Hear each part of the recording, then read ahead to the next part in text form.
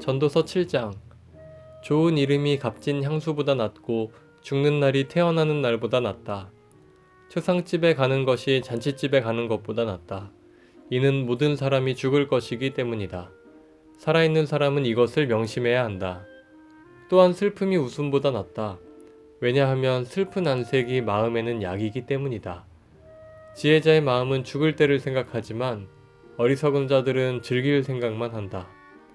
지혜자의 꾸지람을 듣는 것이 어리석은 자들의 칭송을 받는 것보다 낫다. 어리석은 자들의 웃음소리는 가마솥을 달구는 가시나무 타는 소리와 같다. 이건 역시 허무하다. 탐욕이 지혜로운 자를 어리석게 만들고 뇌물이 그 마음을 어둡게 한다. 일의 끝이 시작보다 낫고 인내가 마음의 교만보다 낫다. 내 급한 마음으로 화내지 마라. 왜냐하면 화는 어리석은 자의 품속에 머물기 때문이다. 옛날이 지금보다 훨씬 좋은 것은 웬일이죠? 라고 말하지 마라. 그런 질문은 어리석다.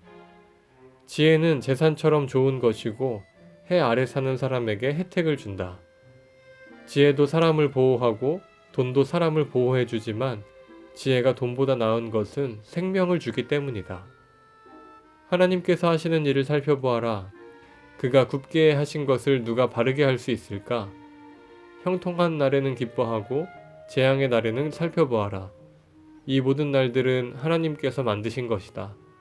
그래서 사람들은 자기 미래를 알지 못한다. 나는 내 허무한 인생을 살면서 이런저런 일을 다 보았다.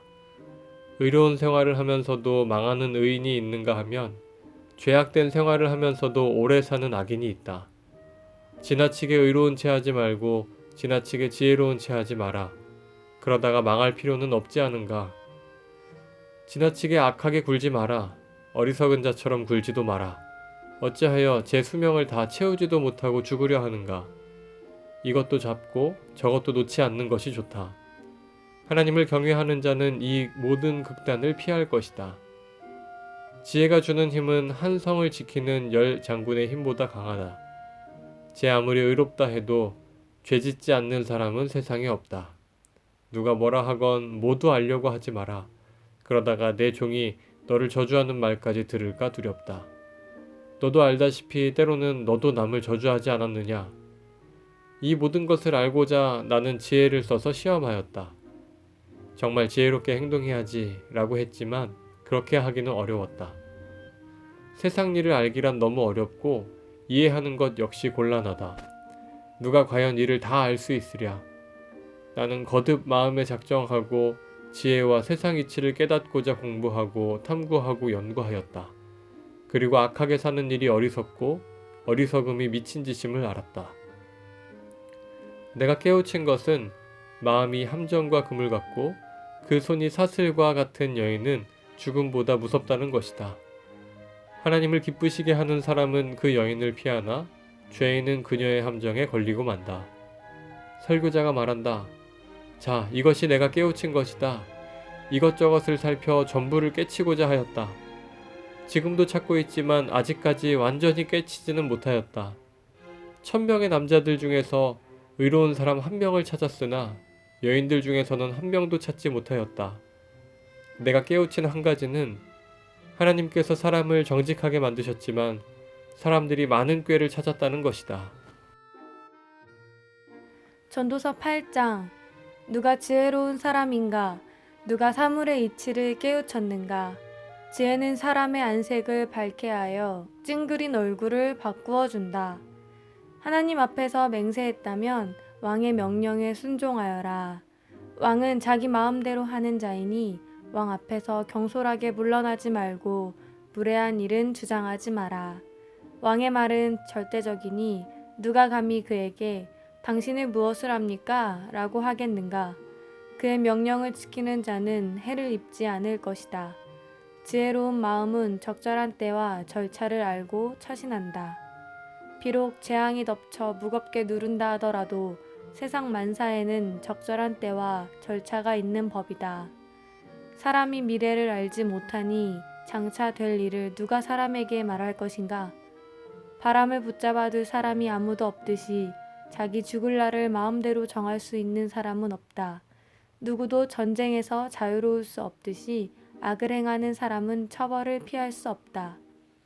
해 아래 되어지는 이 모든 일들에 내 마음을 쏟아 이 모든 것들을 살펴보았다. 사람들은 타인을 조종하려고 하다가 스스로 화를 자초하는 때가 있다.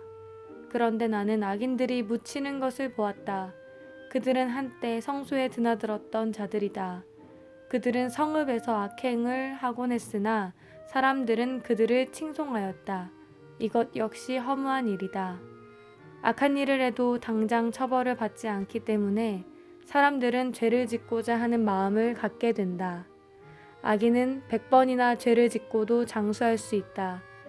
그러나 내가 알기에 하나님을 경외하고 하나님 앞에서 그분을 섬기는 사람들이 잘 될 것이다. 왜냐하면 악인은 하나님을 섬기지 않기 때문에 형통할 수 없고 그들의 날은 그림자처럼 오래갈 수 없을 것이다. 세상에서 일어나는 일 중에 또 다른 허무한 일이 있다.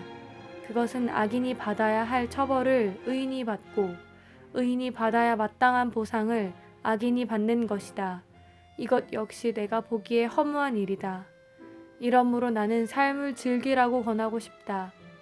왜냐하면 해 아래서 먹고 마시고 만족하는 것보다 더 나은 것이 없기 때문이며 하나님께서 그에게 주신 전생에 동안 기쁨이 있을 것이기 때문이다. 내가 지혜를 얻고 사람들의 수고를 알고자 작정했을 때 나는 밤낮 잠을 이루지 못하였다. 나는 하나님께서 하시는 모든 일을 살펴보았다. 그러나 그 누구도 해 아래서 되어지는 것을 다 깨달을 수는 없다.